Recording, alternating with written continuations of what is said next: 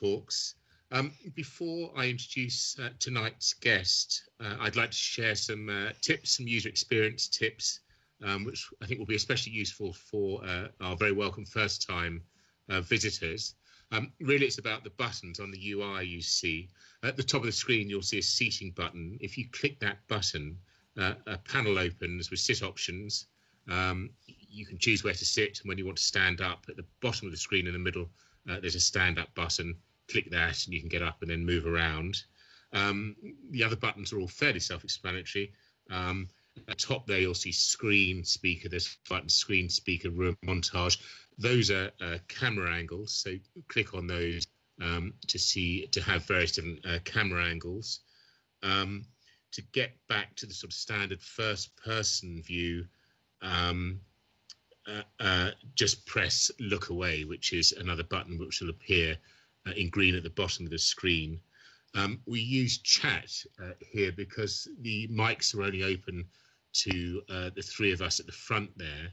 So in the bottom left, you'll see the chat, and we're in the Delphi chat. So if you can make comments in there and ask questions, which I'll pick up during, and most of them, I guess, at the end, that would be great. Do ask questions. It's supposed to be an interactive session, and we'll try and get through them as we go along. I think that's probably it. So tonight with me on the host bench is my colleague Adam Frisby. Adam is Adam is one of the founders and CTO of Sine Space. Welcome. Thanks for joining us, Adam. And our special guest speaker is journalist and author Maria Korolov. Maria, a great big welcome to you. Thanks for taking the time out to come and talk to us about successful retailing in the metaverse. I think it's going to be a fascinating talk with some great insights. Just a bit about you, Maria. So your day job, just to give people an idea of what you do and who you are. So your day job is writing about cybersecurity and artificial intelligence for IDG publications. I think I know one of them, CIO magazine. And then by night, you magically transform and change your hat to be editor of a hypergrid business, which covers, surprisingly, the business of immersive environments. And I think that's since 2009. Well, that's a great backdrop for us to spend the next 30 or 40 minutes sort of mining your, I think I counted 20 years of experience around technology and business owners, and to get a sort of first-hand witness account of what has and what has not worked for them when it comes to sort of marketing and PR and making a success of it all. But actually, we're going to start slightly counterintuitively back to front, and think about and ask you about mistakes, which generally end up as with the business failing.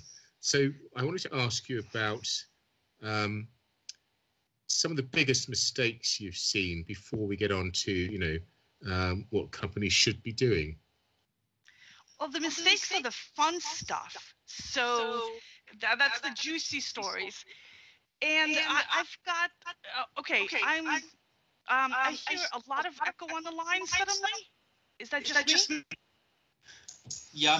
Sean, you have your mic. My in-world microphone is down. Do you just try mute while she talks and see if that fixes it? Oh, that fixed it. Right. I'm not hearing an echo anymore. Very cool. Thank you very much. I love technology. It always works. It never fails. Oh, yeah. So yeah, I once had a guy have his family and his rabbi call me in the middle of the night to yell at me about a story I wrote about how he stole all his employees' money, and they told me he's a really wonderful guy. He donated so much money to charity. Like, this is stolen money you're donating, you know? There's a but that's not so much a PR mistake. That's more of a mistake of, you do the crime and, everything else just follows from that. The mistakes that I see that have the biggest potential to kill a company that are self-generated mistakes, as opposed to things just sometimes things happen. But the thing that I think hurts small business owners in particular the most is when they think that sales and marketing is evil. And a lot of people have this idea because we've all been recipients of evil sales and marketing. The annoying used car salesman who sells us a lemon, the junk food companies that keep trying to get us to eat more junk food. And so you think that when you start a business, if you want to be successful, therefore you have to be evil. And I've actually had business owners tell me that, well, yes, they're a for-profit company, but really they're not doing it for profit. And they're kind of embarrassed to be talking to the media or running ads or doing a social media outreach. Yeah. And because they're embarrassed about it, they do it like in a really weird, ham-fisted way, or they don't do it enough, or they go back and forth like a rubber band. They can't decide whether they're going to be all in on the evil or they're not going to do it at all. And it could really eat up a company. It could destroy an entrepreneur really, really quickly. And I think that the way you have to think of business is that when a business provides a real good or service, which hopefully everyone here has a business that does do something valuable, then for the customer, the good or service is worth more to the customer than their money. I would rather have heat than the money I pay for that heat. I would rather have this computer than the money I gave up in return for this computer. When I spend that money and get that computer, my life improves. I get enjoyment. I get use out of it. I get something out of it that's worth to me more than money. So the company that provides a valuable good or service to me is making the world a better place with every single sale. And if they don't let me know that they have this good or service, that'd be great for me, that'd be just what I needed, I will buy something else that is not as good. When they don't market to me in a polite, nice way when I need them to, then they're actually hurting me. Because instead of getting a product that's perfect for me, I wind up having to get something that's second best. So when you look at it that way, when you're marketing, you're doing a service to the customers. When you're able to connect the customers who need your product or service with the product or service that they need when they need it. So you don't spam them when they're not your target customer or at the wrong time. So you have to find this balance of giving them the information when they need it. But once you do, the marker of success, the way you keep score, is with revenue. The more money you make, the more good you are doing. And I think that this is a fundamental kind of understanding of how business can work and how the good companies do work. And this is the companies that people want to work for that do this, that at the end of the day, they made the world a better place. And as entrepreneurs, I hope that everyone here wants to make the world a better place. And so when you have a company set up this way, marketing becomes a force for good instead of a force for evil. And your interactions with the public, with the media, with social media, with everything, you can now start looking at it through that perspective of you are doing something positive for the world. You know, you're not like a leech attaching yourself to the world and hoping you don't get squished. So in order to make the world a better place, you've got to find a captive audience. You've got to find those customers and keep those customers. It doesn't have to be captive. You don't have to keep those customers. If the customer no longer needs your product or service, let them go. When they need your product or service again, they'll come back. And plus, if they have a good experience with you, they will tell other people about that good experience when those other people need your product or service. One of the fastest ways to destroy a company, and this happens actually to car dealerships all the time, is they bring in a high-pressure salesman who sells a whole bunch of stuff to people that they don't need. He leaves to go on to the next job with a whole bunch of performance awards so he can get a really good job. And then all these customers come back and they say, we hate this. This is awful. What'd you do? I'm never recommending you to anybody again. And the company goes out of business. You can kill yourself with the evil kind of sales. But if you focus on actual customer benefit for the long term, you can really build a brand and a good reputation. Yeah, I suppose I was applying some of the learning from when I was in the sort of more corporate world, which is this idea that selling to repeat customers is much cheaper than finding new ones. Absolutely. Yeah, you don't want to offend your customers and drive them away.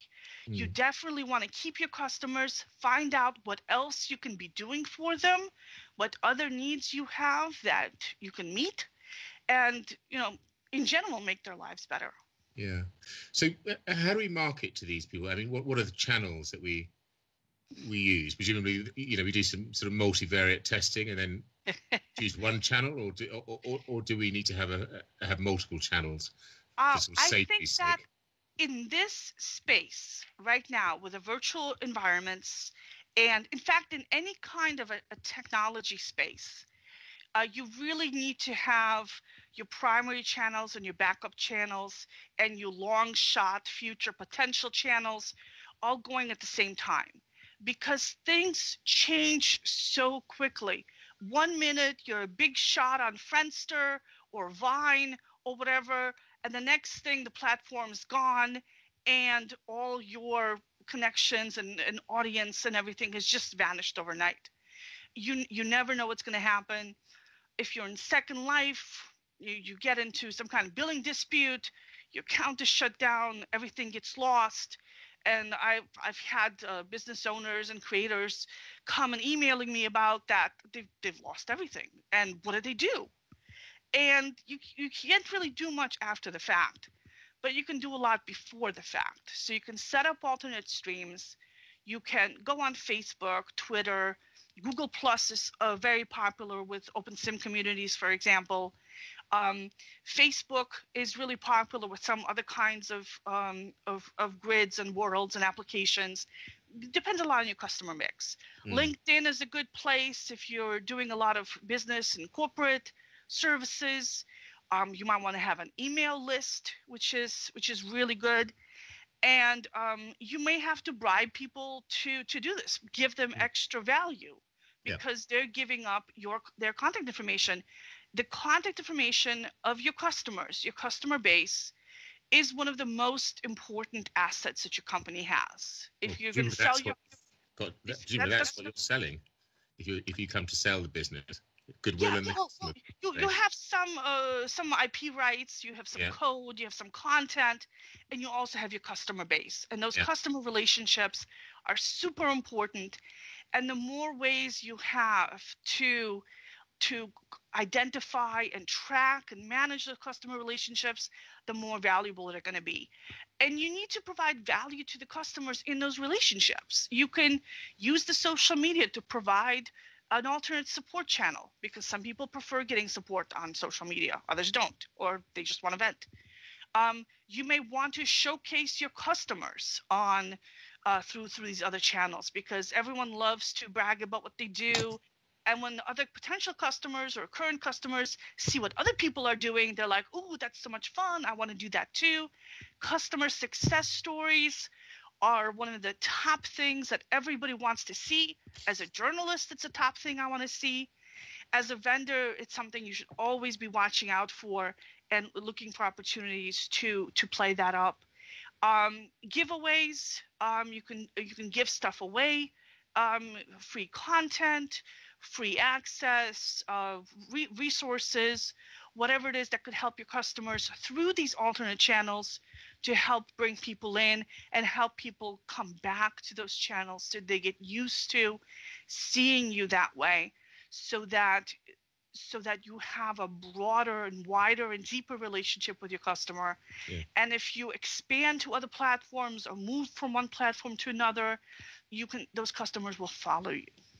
And how careful do we have to be about asking for information, personal details from prospects and customers? Because it's very easy to scare people away, isn't it? If you don't sort of go down that co-reg path where, every time you communicate with them or you run a competition, you ask them for one more piece of information and then slowly you build it. Presumably you can't just go in there and say, give me all your information. People just don't like doing that anymore, do they? No, they don't.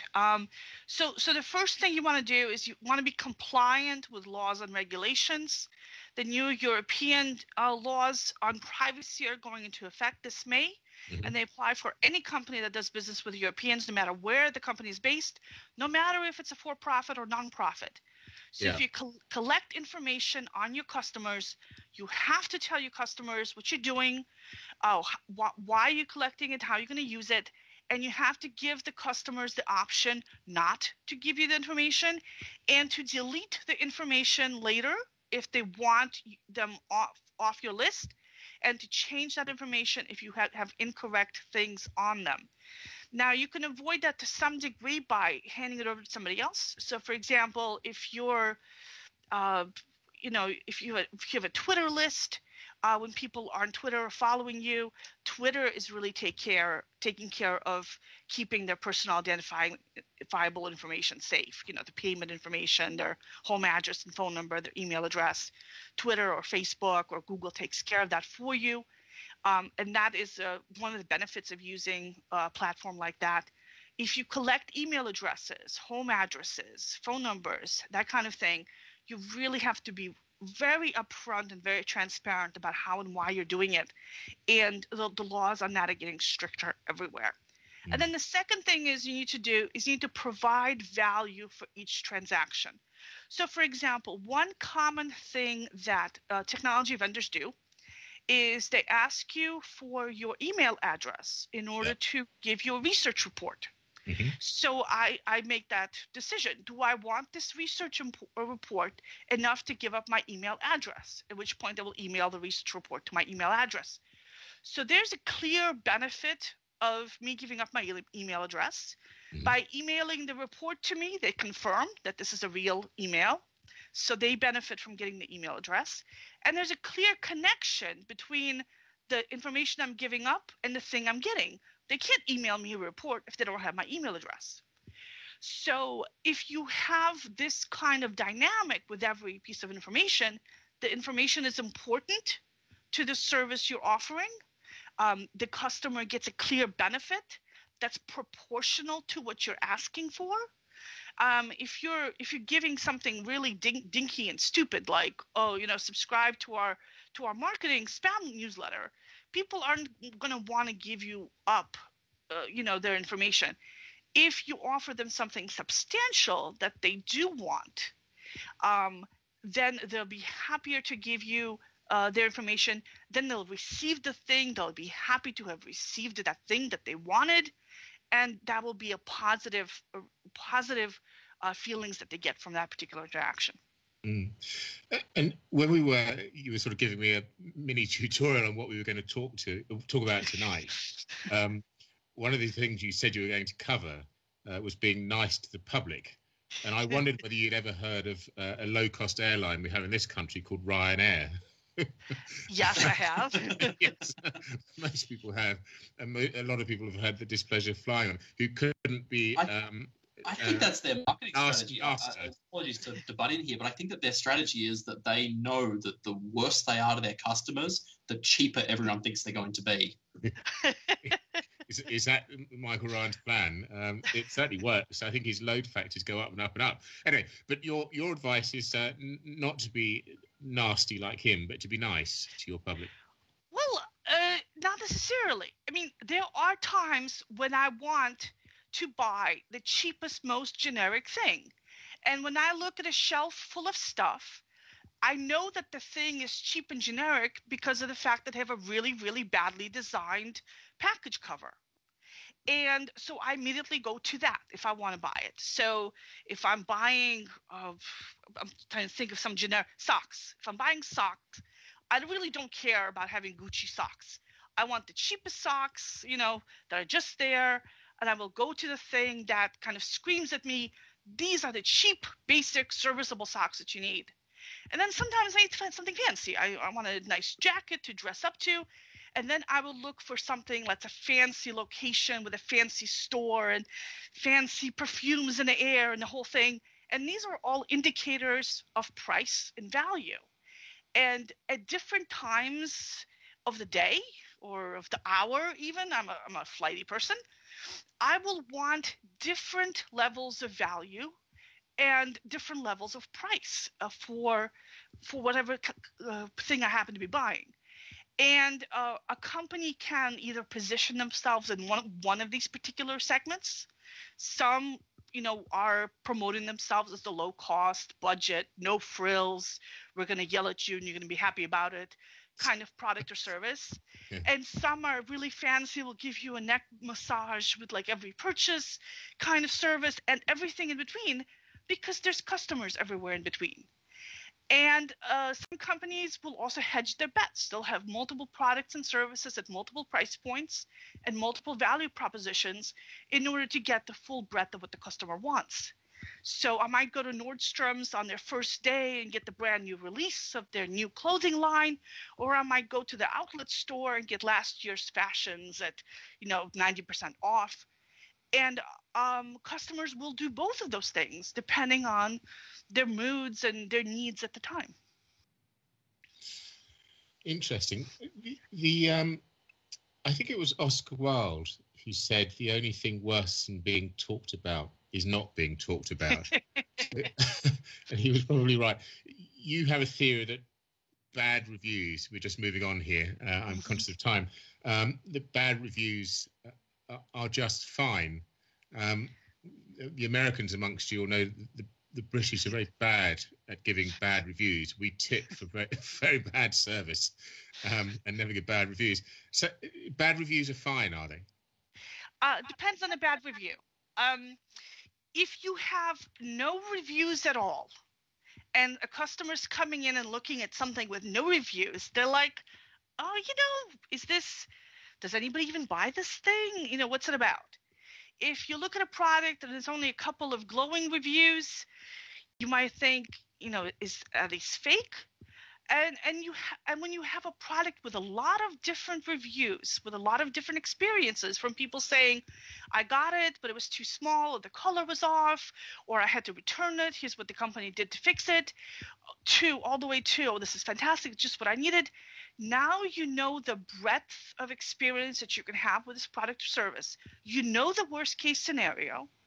You can see the best case scenario. You know what the risks are of purchasing this. And you can decide for yourself, can you live with it if the color's off and you have to send it back? And you're like, yeah, I can live with that because, it's a lower price and, it's a brand name I recognize. So you can make this kind of determination. If you don't have any information about a product, you don't know what the risks are, and that makes people put off their buying decision. So they will say, well, I really don't know anything about these things. I'll decide later. While having the bad reviews, a full range of reviews, helps you make a decision quicker.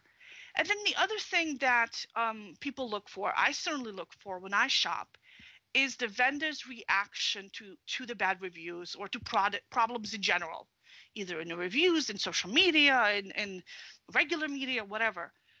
Does the vendor respond by saying, yep, okay, we messed up. Here's what we did to fix it. Here's what we're going to do in the future to make sure it doesn't happen again. Does the vendor do that? Or does the vendor make excuses? So when people were dying of poison in the Tylenol medicine bottles, Tylenol could have said, it wasn't our fault. This could have happened to anybody. It's not fair. Why is everyone ganging up on us? And instead they said, we could have done more to make the packaging tamper resistant. We will do that. We will change our factories to make the bottles, proof against this kind of tampering. And we're also going to donate a whole bunch of medicines to hospitals. And then later they can say, this is the brand most trusted by hospitals. And they came back from that. Their product literally killed people. And they came back from that.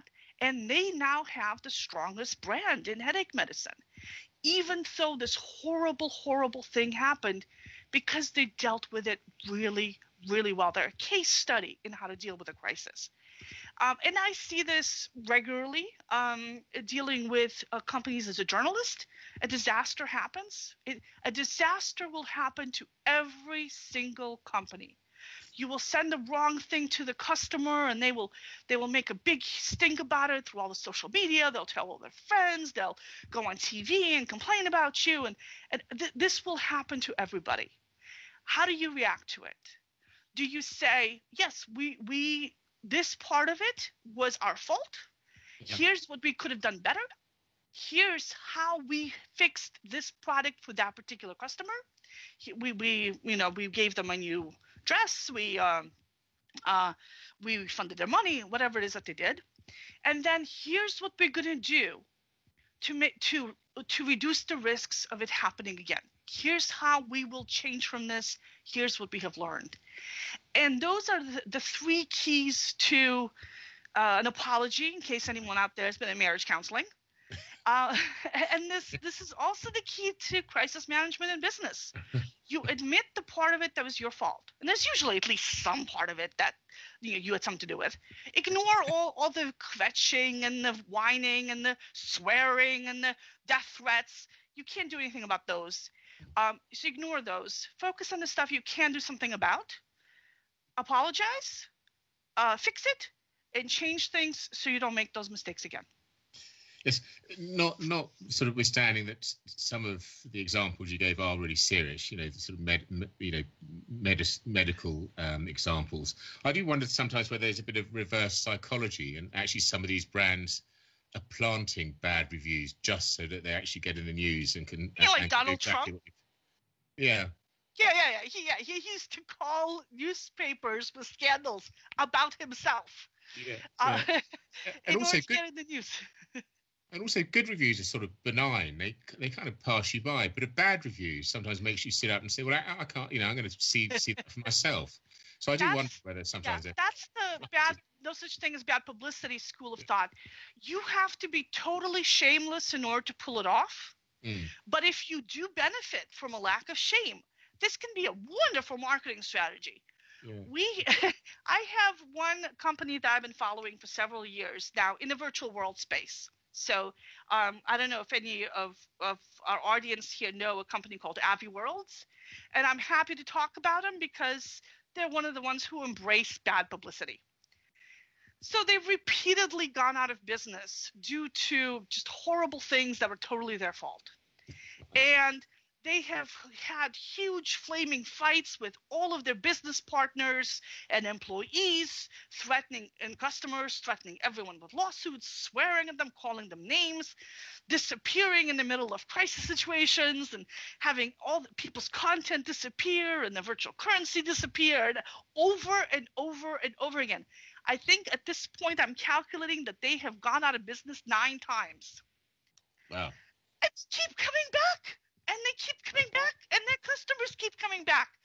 And the guy who runs it has zero, like, self-awareness. I don't know what it is, but he can just bounce right back and not take any of this personally. And I guess people enjoy it. They like his attitude, and they come back again. He even jokes about it. He's like, oh yeah, Maria calls me the yo-yo grid, ha ha ha. And it just like, water off a duck. Well, he certainly gets points for perseverance. Yeah. When I was doing a bit of research on this sort of retailing in the metaverse, I came across a study, and I want to bring Adam in, if I may, on this question. And whilst we sort of ruminate on this, people perhaps could ask their own questions in chat, and I'll pick them up in the next couple of minutes.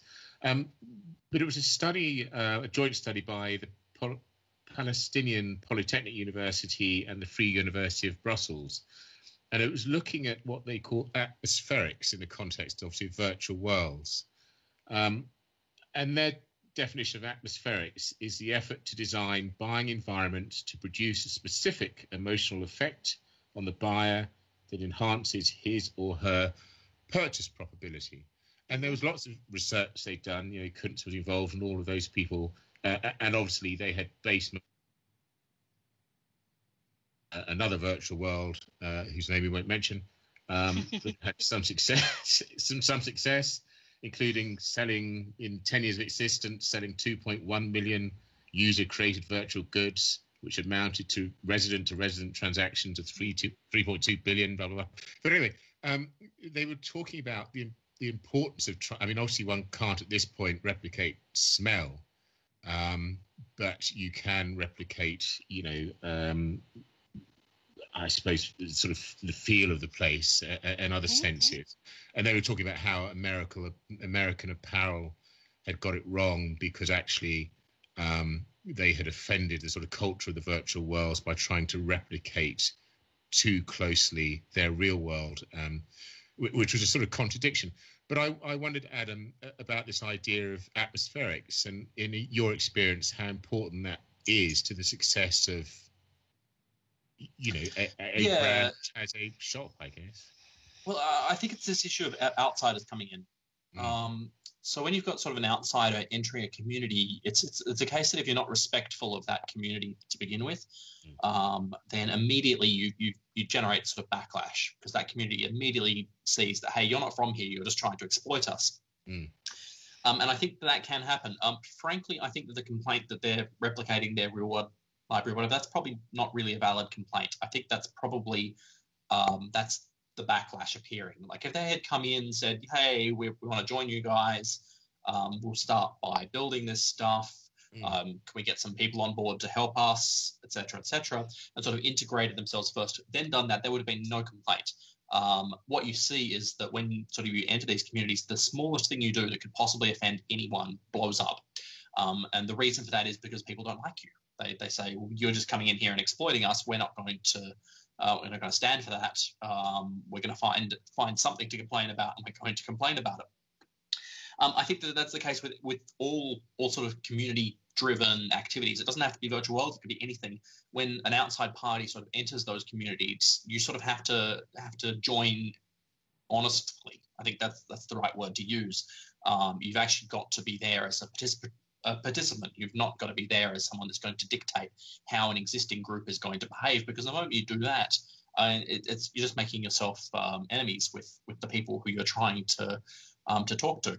So I think that it's a wider issue, but it's all about trust. It's all about making sure that the people you're dealing with like you, and if they do that, then you are going to do well. So in the case of American Apparel, I've actually found what they said. It was that they brought in their traditional store design. So it was less about bringing in their traditional store design. So it was their attitude. Yeah, so that's to do with adapting things. Obviously, that's trying to bring in sort of an outside culture into one of these environments. And look, they can work sometimes. So there's plenty of new ideas, so to speak, that you can bring in from outside. Any community after a period of time gets insular and it sort of stops accepting outside input. So it's always good to have sort of fresh blood coming from outside. But that said, if you're making sort of boneheaded mistakes, so for example, a good example is buildings in virtual worlds. Buildings in virtual worlds tend to have incredibly high ceilings. You will typically see in a building a ceiling that is 5 to 6 meters tall. Right. That is way bigger than what you would see in any real world structure. I mean, typically 3 meters tall is probably the tallest most rooms go to. Usually 2.5, 3 meters. And the reason for that is because camera movements in virtual worlds tend to be third person, and that means that the camera's got to have some place to sit. So you can't just sort of have a low ceiling because the camera's going to get in the way with ceiling. Mm-hmm. When you start bringing in real world designs like that into virtual worlds, if you don't take those factors into consideration, you're going to build something that's less functional. Now, if you sort of join the community initially sort of wholeheartedly, you're going to pick up on this. You're going to say, okay, well, I need to adapt some things here to make this work better. So we're going to need to change this, this, and this, but we might be still bringing in this, this, and this from the outside. And that's when you sort of bring the fresh blood and the good ideas. That is worth doing. But if you're ignoring the venue that you're entering, then you're setting yourself up for trouble. Yes, Maria, do you have anything to? Yeah, you can look at what Walmart's experience in the United States, because I guess a lot of people have heard of Walmart. Yes. And they have a reputation for coming in, and all the local businesses close up afterwards. And as a result, there's a lot of pushback from some communities not to allow Walmart in. Mm-hmm. And so Walmart has to figure out, how do they manage their relationships with local communities? Do they even need to manage those relationships? If they come in with prices that are low enough, then they can offend everybody in town and people will still shop there because the prices are so low. But if they offend people too much, the local authorities will, zone them out of existence, not give them the permits that they need to operate. So you have to be careful. How much pushback can you deal with? People will naturally, like Adam said, some people just naturally complain about any change. Some people, you just can't make them happy, no matter what you do. And sometimes the complaints are significant enough to cause you cause you problems, and Walmart will do things like engage with local nonprofits and sponsor kid teams, and to do that kind of like feel good PR kind of thing to help them look like they're actually participating and paying attention to and respecting local communities. Interesting. We don't have any questions in chat just yet, but anyone who's got one, do feel free to put it in there now. I don't actually have any questions at the moment. My main thing was about that atmospherics, which intrigued me, I must say. But I think well, it's certainly a good point. I think that the atmospherics matter when you are either starting a business. I mean, usually when you're starting a business, you've got the advantage that the atmospherics work for you because you're already part of the community. Sort of, you've got your foot in the door, and you've sort of built up a reputation as a good guy, and then suddenly things sort of take off, and you're able to sort of leverage that. I think that's probably really an issue when sort of it's an outside vendor entering a new community. Then you've got to be really careful about sort of how respectfully you do that, because ultimately, I mean, you do need to respect your customers. I mean, they are your lifeblood. If you do not have customers that like you, they will leave you at the first opportunity. I think that's a fundamental part of business. I think that most of the companies that I have dealt with over the last couple of years that I really hate dealing with, all of them are in trouble, all their utilities. In fact, the only companies today that I do business with that I do not like, such as my electrical provider, are utilities who I cannot swap to another one easily. All the others, when it comes up to a contract renewal or something, I am far more likely to go hunting around for another provider if they're an awful company.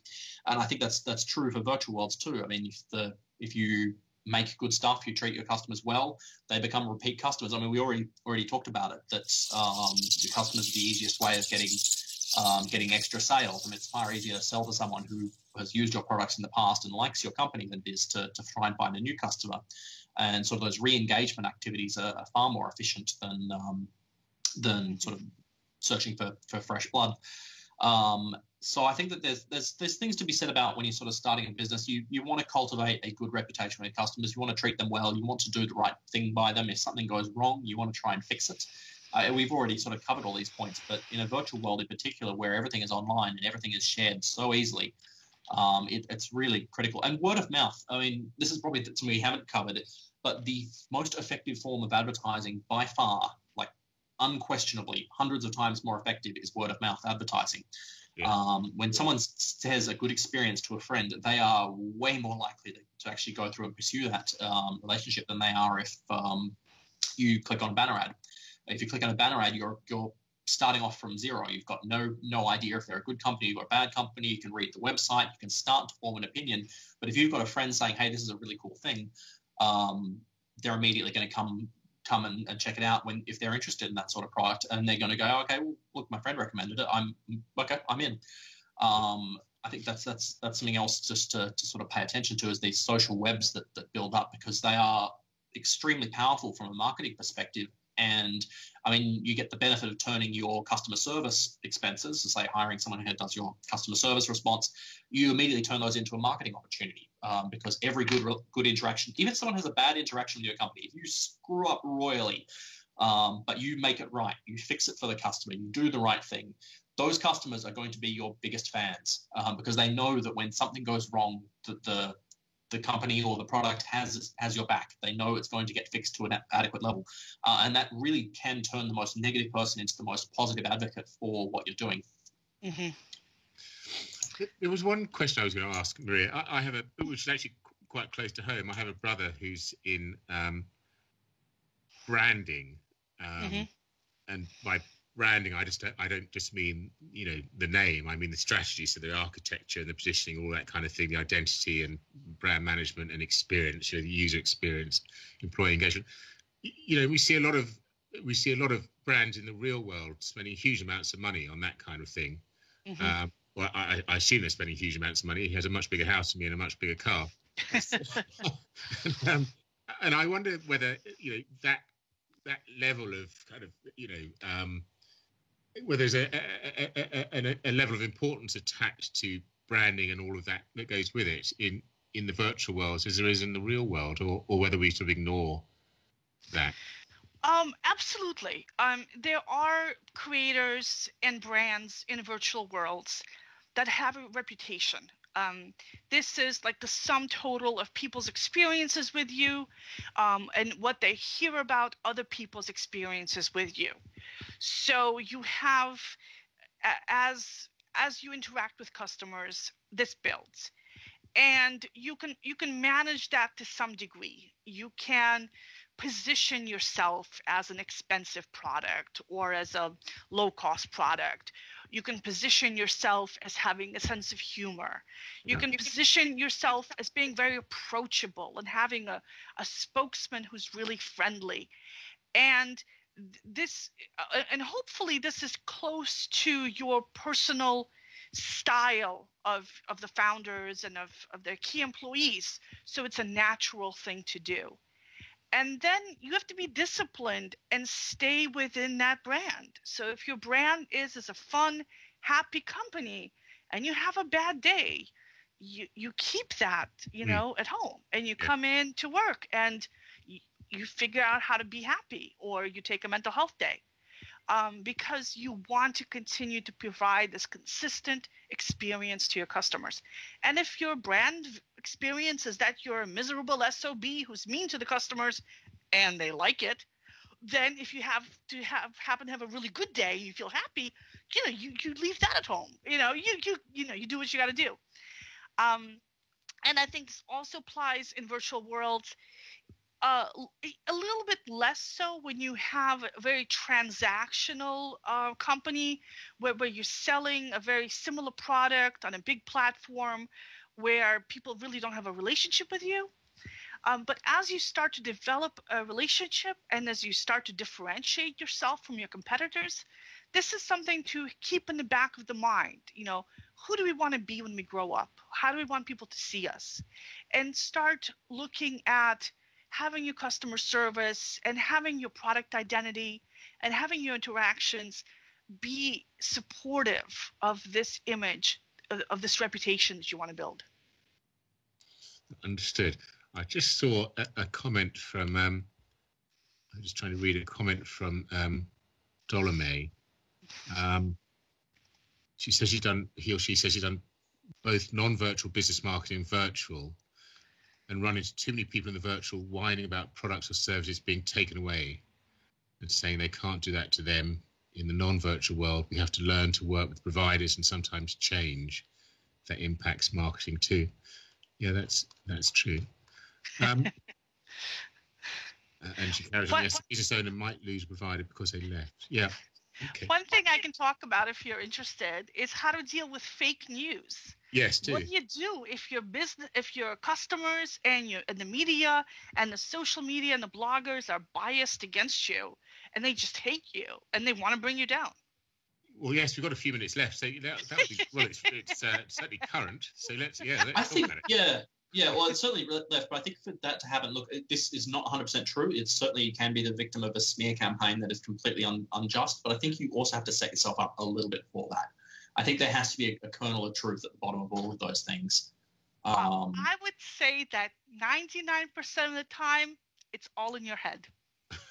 I have had PR people contact me for a story they're trying to pitch me, and they say, I know you hate my company and you had a really bad experience with us in the past. And I'm like, I have no idea who you are. I have no memory of your company. Okay, I'll look through my email trail and see what happened last time. It's like, oh yeah, you really messed us up last time. I wouldn't have remembered if you hadn't told me. I mean, we remember like the one or two companies that did us wrong. The cable company, Tylenol, whoever. But everybody else, we have totally forgotten about. I mean, seriously, we've totally forgotten about it. Nobody cares. Everybody has their own problems. Like in OpenSim, which is one of the virtual world platforms I cover, there's 300 grids. Yeah. And pretty much every grid thinks I'm biased against them and for the 299 other grids. And seriously, I get calls in the middle. I got one call in the middle of the night by one grid owner complaining that I'm biased against this other grid owner, screaming at me. And it's like, because I'm ignoring their press release. I lost their press release. It went into my spam folder. Sorry. And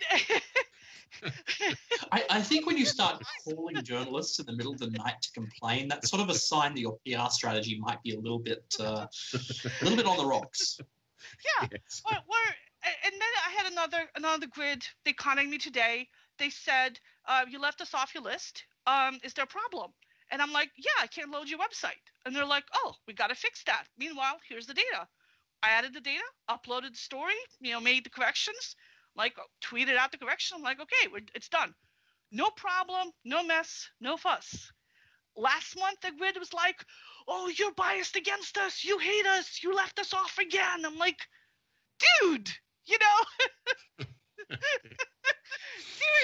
I have a day job that I'm worried about. I'm like, I really don't care about you. I mean, it's not that. Okay, it's true. I really don't care about them. I mean, I care about covering and being being reasonable and getting both sides and that kind of thing and fixing mistakes when they come up.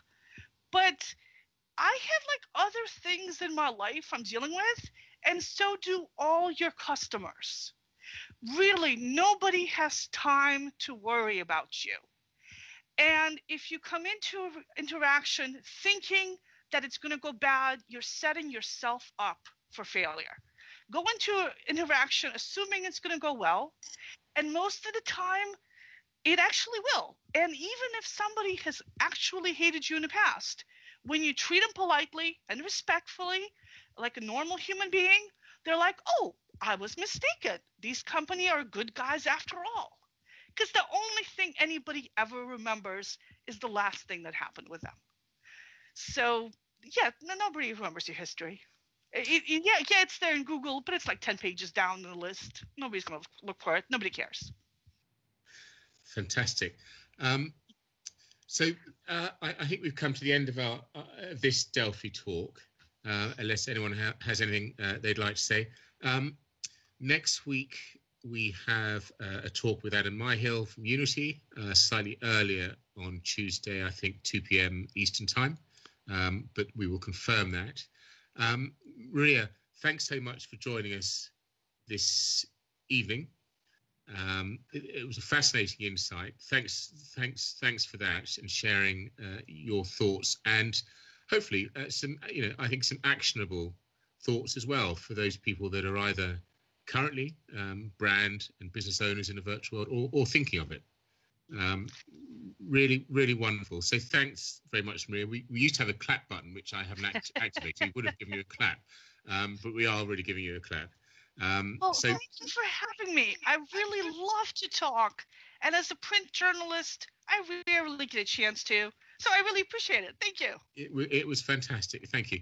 I have Maria's email address. If anyone wants to reach out to her after this, they can just get hold of me and I'll pass that on.